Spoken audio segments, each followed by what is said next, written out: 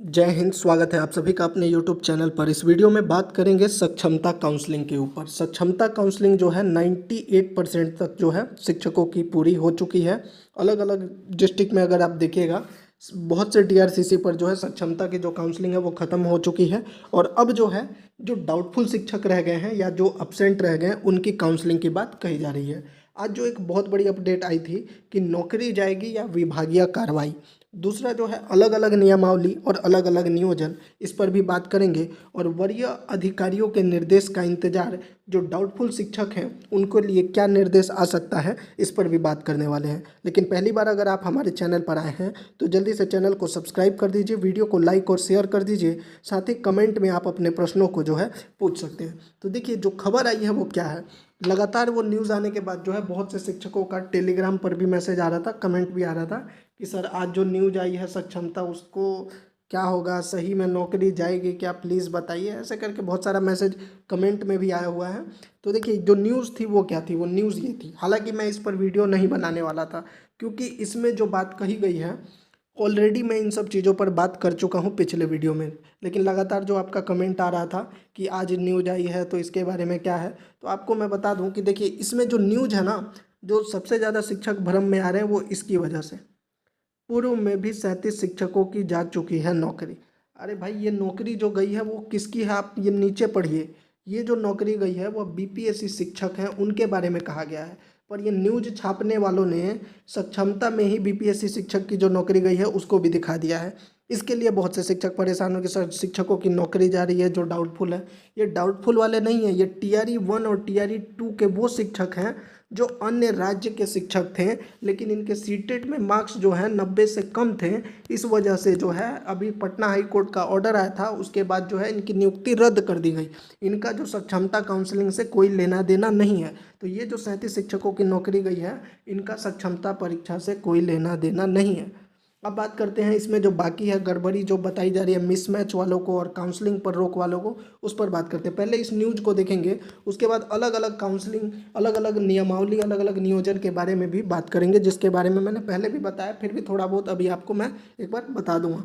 अभी देखिए इसमें जो न्यूज़ है इसमें कहा गया कि 619 अभ्यर्थियों के डॉक्यूमेंट में मिली गड़बड़ी, 238 के आधार में मिसमैच। ये जो है औरंगाबाद की खबर है। और यहाँ पर 5381 शिक्षकों का जो है काउंसलिंग होना था।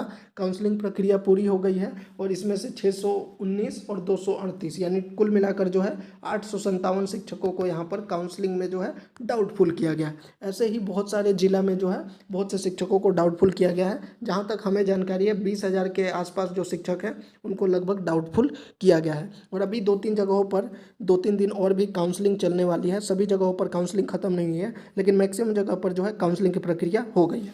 तो इसी खबर को लेकर देख लेते हैं। अब इसमें देखिए आगे क्या कहा गया, पूरा खबर नहीं देखेंगे, मेन पॉइंट को देखते हैं कि इसमें कहा गया है कि जिला शिक्षा विभाग के DPO दयाशंकर सिंह ने बताया कि 5381 शिक्षक अभ्यर्थियों में से 619 के डॉक्यूमेंट में खासा गड़बड़ी पाया गया है और 238 जो थे जिनका आधार मिसमैच में। अब ये जो गड़बड़ी है वो क्या है, देखिए डॉक्यूमेंट में गड़बड़ी का मतलब ये नहीं है कि डॉक्यूमेंट फर्जी है। अब देखिए कई सारे जो डाउटफुल किए गए हैं वो नियमावली की जानकारी ना होने के पर भी की गई है, जिसकी जानकारी मैं आपको आगे देने वाला हूँ। इसके अलावा जो डाउटफुल किया गया है, कोई डॉक्यूमेंट्स जो है अपलोड करते समय प्रोविजनल अपलोड कर दिया गया था, अब ओरिजिनल प्रस्तुत किया गया, इसको लेकर डाउटफुल कर दिया गया है।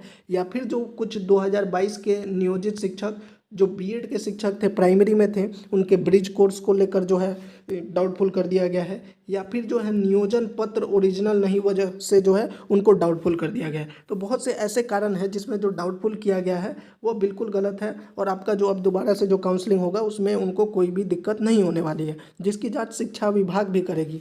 तो यहाँ पर जो काउंसलिंग में कहा गया है कि 619 अब बहुत डॉक्यूमेंट में गड़बड़ी का मतलब ये है कि फर्जी डॉक्यूमेंट हो तब आप कह सकते हैं कि शिक्षकों को संकट आ सकता है, शिक्षकों पे संकट आ सकता है। लेकिन अगर मिसमैच हो रहा है, नॉर्मल अगर स्पेलिंग मिस्टेक है, तो ये कोई ऐसी बड़ी गलती नहीं है कि जिसकी वजह से जो है शिक्षकों के नौकरी पर भी आफत आ जाए, ऐसी कोई संभावना नहीं है। क्योंकि हर विभाग में जो है आपने देखा होगा TRE 1 TRE 2 हो, शपथ पत्र जो एफिडेविट होता है उसको मान्य किया जाता है। यहाँ भी कहीं ना कहीं ऐसा मान्य किया जाएगा। लेकिन सवाल ये है कि डाउटफुल किया गया है तो क्यों किया गया है। तो देखिए डाउटफुल इसीलिए किया गया है क्योंकि दोबारा वेरीफाई करना है आपके डॉक्यूमेंट्स को कि आपका जो डॉक्यूमेंट्स है वो सही है या नहीं है। अब देखिए इन्होंने आगे क्या किया, उन्होंने बताया कि अब विभाग के आदेश का इंतजार है कि इस मामले में अब क्या होगा।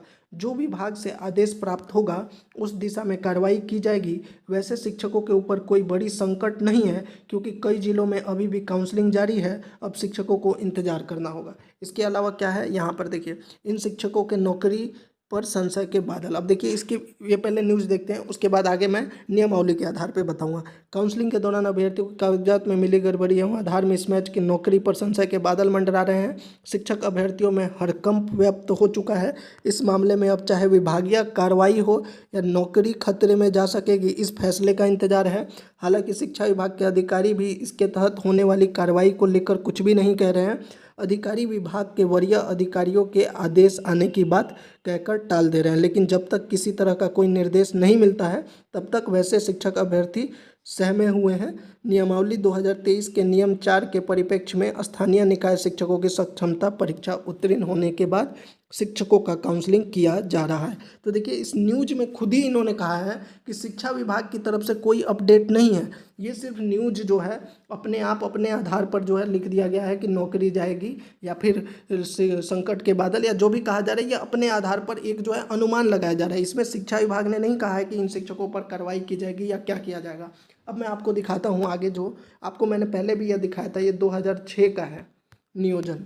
जब 2006 का जब नियोजन हुआ था उस समय के नियमावली देखिए, अलग अलग नियमावली जो 2006 है, 2012 है या फिर 2014 है, 2022 है, सभी नियमावली में कहीं ना कहीं थोड़ा बहुत अंतर है। सभी में अलग अलग प्रावधान है। जैसे इसमें मैंने आपको दिखाया था, ऑलरेडी मैंने इस पर वीडियो बना के बताया था कि प्रशिक्षित एवं अप्रशिक्षित दोनों तरह के शिक्षकों को जो है नियोजन किया गया था। अब शिक्षकों को जो है 2 वर्ष का प्रशिक्षण देने की व्यवस्था ये सरकार को करना था। तो देखिए इस नियमावली में ये क्लियरली लिखा हुआ था 2006। साथ ही इसमें यह भी था कि आरक्षित कोटि में उच्चतर माध्यमिक इंटरमीडिएट परीक्षा पास उम्मीदवार उपलब्ध नहीं होने की स्थिति में माध्यमिक परीक्षा पास उम्मीदवारों को भी नियोजित किया गया था। तो ये 2006 का है। इसमें जो है इंटर की जगह पर माध्यमिक शिक्षकों को भी लिया गया था। वहीं जो है जो माध्यमिक शिक्षकों का 6 to 8 का सब्जेक्ट कॉम्बिनेशन का मुद्दा था, इसमें देखिए 2006 में क्लियरली इसमें कहीं भी नहीं लिखा हुआ है कि सब्जेक्ट कॉम्बिनेशन चाहिए। वहीं मैंने आपको यह भी दिखाया था कि 2014 का जो था नियोजन हुआ था, जो उसके नियमावली में भी संशोधन किया गया था। और इसमें भी देखिए यहाँ पे सामाजिक विज्ञान के अंतर्गत शिक्षक पात्रता परीक्षा में अंकित सभी विषय होंगे। इतिहास एवं भूगोल की अनिवार्यता को स्थिर माना गया था। इसके लिए अधिसूचना भी जारी की गई थी। तो कहने का मतलब ये है कि चाहे आपकी नियमावली 2006 हो, 2014 हो, 12 हो, 22 हो, ये सभी नियमावली शिक्षा विभाग के पास भी उपलब्ध है। अगर हमारे पास उपलब्ध है तो ये शिक्षा विभाग के पास भी उपलब्ध है। अब जो आपको डाउटफुल किया गया है, अब ये नियमावली भी चेक किया जाएगा कि आप उस नियमावली के आधार पर जो है सही हैं या नहीं। अभी का क्या नियम है उस पर नहीं, आप जब नियोजित हुए थे तब की नियमावली क्या थी उसके आधार पर जो है आपकी काउंसलिंग की जाएगी। आपको डाउटफुल किया गया है क्योंकि उसकी जानकारी नहीं थी।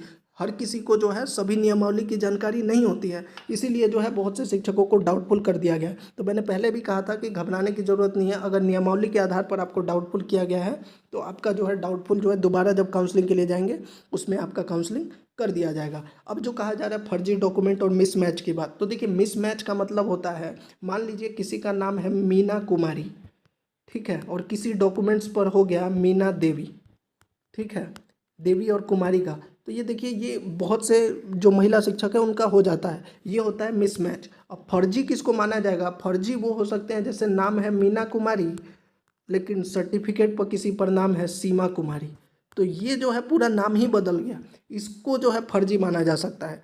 क्योंकि देखिए, या फिर मीना MINA स्पेलिंग है किसी पर MEEN है, तो ये क्या होता है, ये माइनर मिस्टेक है जिसको जो है एफिडेविट के द्वारा जो है मान्य कर दिया जाता है। तो अब शिक्षा विभाग जितने भी डाउटफुल है उनका दोबारा से काउंसलिंग करेगी, दोबारा से डॉक्यूमेंट की जांच करेगी और उसके बाद जो है जो भी दिशा निर्देश आएगा उसके आधार पर जो है आपको जो भी अपने डॉक्यूमेंट में बदलाव करना है वो करना है। तो जितने भी शिक्षक लगातार कमेंट कर रहे थे इस न्यूज़ के ऊपर, तो देखिए ये न्यूज़ ने अपने हिसाब से जो भी जानकारी दी है, शिक्षा विभाग की तरफ से ऐसा कोई जानकारी अभी नहीं आया है। और शिक्षा विभाग जो भी जानकारी देगी उसके लिए कोई ना कोई पत्र या लेटर जारी करेगी। जैसे ही वो आता है हम आपको सूचना जरूर देंगे। तो ये जो भी जानकारी थी, मैंने उम्मीद करता हूँ कि आपको समझ में आ गई होगी। और जितने भी शिक्षक हैं जो डाउटफुल है, परेशान होने की ज़रूरत नहीं है। अगर आपके डॉक्यूमेंट सही है आपका काउंसलिंग हो जाएगा। फिर भी अगर आपका कोई प्रश्न है आप कमेंट बॉक्स में पूछ सकते हैं। जय हिंद।